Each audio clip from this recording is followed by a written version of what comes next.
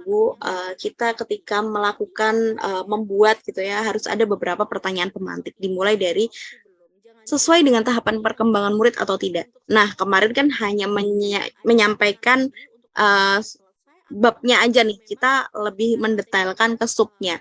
Perlu instruksi jelas, perlu pemantik, atau sudah memiliki inisiatif murid kita.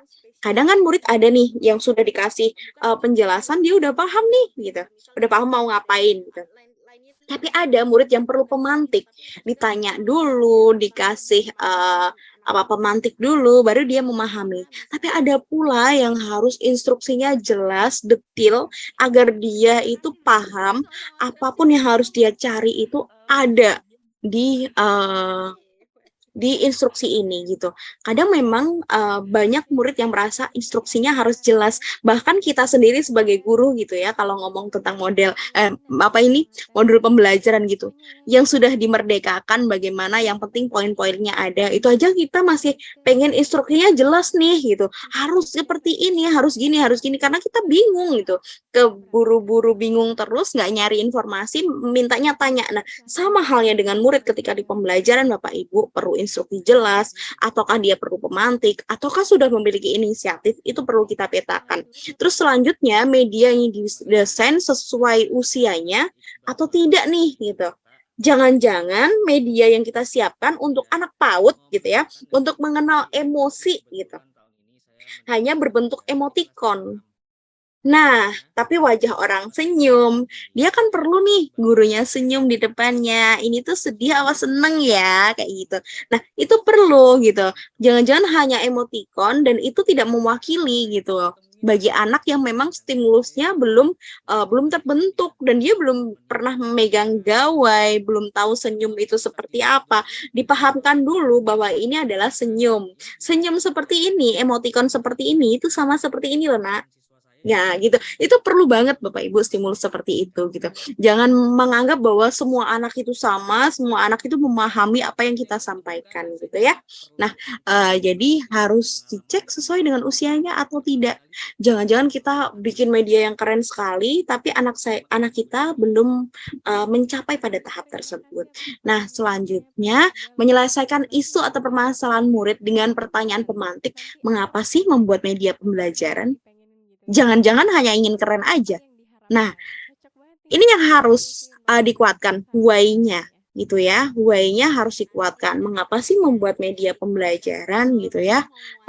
Jangan-jangan kita membuat media pembelajaran itu jauh dari orientasi murid. Hanya untuk kita sendiri, biar kelas kita keren aja gitu. Atau mungkin karena permintaan dari wakil kurikulumnya atau kepala sekolahnya aja gitu. Kalau nggak diminta ya nggak buat, ya udah pembelajarannya ceramah, nggak usah butuh media lainnya gitu. Why-nya harus lebih kuat, dari motivasi internal akan terlihat. Itu akan membuat kita lebih sungguh-sungguh. Selanjutnya apa masalah yang ingin diselesaikan di kelas? Kayak tadi udah ada, oh ternyata tentang membaca gitu. Atau oh ternyata di kelas ini karena beberapa anak belum bisa membaca pemahaman, berarti lebih ke membaca pemahaman masalah yang ingin dicapai. Oh, anak-anak di kelas ini belum bisa menerka, kalau di PAUD gitu ya, belum bisa menerka emosi gitu. Anak di SD ternyata emosinya terlalu labil dan dia belum memahami, padahal di tahapnya harus memahami emosi dan menyelesaikan dulu di dirinya seperti apa gitu. Nah, untuk anak SMK yang masih membludak-bludak emosinya karena di usia-usia sudah mulai menginjak remaja gitu ya, udah remaja tengah gitu, mau menuju anak kuliahan gitu ya, ada labil-labilnya. Oh, ternyata anak-anak ini belum bisa menyelesaikan emosinya sendiri, sering membentak-bentak temennya sampai akhirnya muncul perkelahian. Berarti dia belum selesai dengan regulasi dirinya. Nah, itu yang harus perlu kita kuatkan Bapak Ibu. Oh, kalau dalam materi mengajari tentang prosedur untuk mesin gitu ya. Kalau di SMK, siapa tahu Bapak Ibu ada guru SMK gitu. Ternyata anak-anak nggak bisa langsung disuruh gitu atau dikasih instruksi jelas, nggak bisa, tapi dengan rangsangan atau dengan media yang ada. Kenapa sih kita harus belajar tentang mesin kayak gitu. Nah, Bapak Ibu, selanjutnya mudah dilaksanakan dan realistis ini, kita harus memberikan pertanyaan pemantik pada diri kita sendiri, siapa saja yang terlibat dalam kegiatan pembelajaran. Realistis nggak sih kalau kita ngajak banyak guru, tapi guru lain ternyata belum siap gitu ya? Atau realistis nggak dengan media pembelajaran ini dilakukan di luar kelas, padahal di kelas itu sangat di luar kelas itu sangat ramai anak main sepak bola dan kita tidak punya ruangan yang lebih gitu. Atau mungkin semua orang di sekolah ini sedang hening gitu ya, sedang melakukan penilaian tengah semester gitu. Nah, sedangkan kelas Bapak Ibu sudah selesai. Kalau mau beramai-ramai ya, sedangkan penilaian tengah semesternya masih pada paper gitu ya, berbasis kertas gitu. Apakah pas kayak gitu? Ataukah gini, jam terakhir mau keluar kelas panas-panas, apakah anak-anak mampu kayak gitu? Nah, bagaimana cara membuat media pembelajaran tersebut? Gimana caranya? Nah, kalau udah mulai cara nih gitu ya Bapak Ibu, kita coba rumusan gak yang kemarin. Kalau Bapak Ibu sudah merumuskan ini, kemarin misal malam-malam gitu atau tadi di sekolah pas istirahat, udah menuliskan 6 ide, terus memilih yang 3 yang paling relevan gitu ya.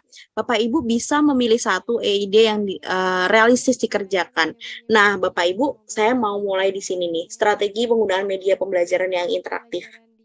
Jadi menggunakan media pembelajaran interaktif itu tidak bisa hanya sekadar kita buat anak-anak senang udah selesai, nggak bisa. Dimulai dari membaca hasil asesmen awal dulu.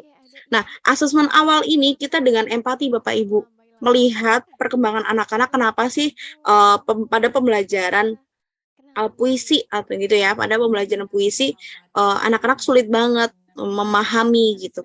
Oh, ternyata selama ini anak-anak belum paham majas. Oh, gimana nih media yang cocok untuk memahamkan ke anak-anak tentang majas gitu. Atau materinya tentang matematika kelas 5 SD perbandingan gitu. Yang perbandingannya ditaruh di kelas 5 gitu ya, di fase B, C, C gitu ya. Di fase C gitu. Nah, ternyata materi perbandingan ini sulit banget dipahami anak-anak. Gimana nih, dimulai dari mana dulu? Oh, mungkin anaknya bisa nih diajak buat donat gitu ya. Dengan adonannya itu perlu perbandingan tepung berapa, kentang berapa, dan mungkin menggunakan mentega atau apa gitu ya, yang sesuai dengan adonan donat. Nah, dari situ kita bisa memaknai sama anak-anak, oh ternyata untuk belajar gitu, untuk belajar membuat donat, itu perlu nih materi perbandingan gitu. Nah, empati dulu sampai mana sih pemahamannya bahwa apa selama ini yang kita lakukan ini tidak tepat sama anak-anak, selalu ceramah, selalu medianya itu berbasis teknologi, padahal sinyalnya sulit, atau ternyata anak-anak itu sudah teknologinya keren, kitanya yang kesulitan untuk menggunakan teknologi gitu. Nah, akhirnya tidak menjadi empati gitu ya. Harus ada empati yang masuk antara guru dengan murid. Selanjutnya masalah apa yang diselesaikan. Nah, di tahap merancang kita udah tahap, oh aku mau merancang nih. Kita merumuskan ide yang tadi kita petakan dari 6 ke 3 sampai 1 ide yang relevan. Nah, satu ide yang relevan ini yang kita masukkan karena dia maaf bukan ide yang relevan, ide yang realistis dikerjakan, realistis yang dilakukan ini kita coba nih, kita perwarupa ya. Nah, setelah itu Bapak Ibu gitu ya, coba untuk masukkan ide-ide, coba dirancang dulu apa ini medianya, dicoba dulu gitu ya. Kalau sudah dicoba gitu ya, nah kita coba dulu dicek apakah gitu ya langkah awal ini, rupa awal. Jadi kalau kita udah membuat gitu, udah idenya sudah terrealisasi, membuat gitu, kita coba nih rupa awal dari purwarupa ini kan rupa yang pertama nih. Ide yang pertama sudah dibentukkan, diwujudkan media. Nah, kalau sudah jadi media, kira-kira dipikirkan dulu, ini pasnya untuk kelas yang mana? Kalau misal saya guru bahasa Indonesia, bukan guru kelas gitu ya. ini tepat untuk kelas A dan B saja, atau ternyata bisa A, B, C, D gitu ya. Atau ternyata ini hanya untuk satu kelas aja, belum bisa untuk kelas yang lain. Itu harus kita coba dulu. Nah, habis itu kita uji Bapak Ibu. Kita lakukan di kelas A dulu nih gitu ya. Atau kalau Bapak Ibu guru kelas, dilakukan dulu di kelasnya.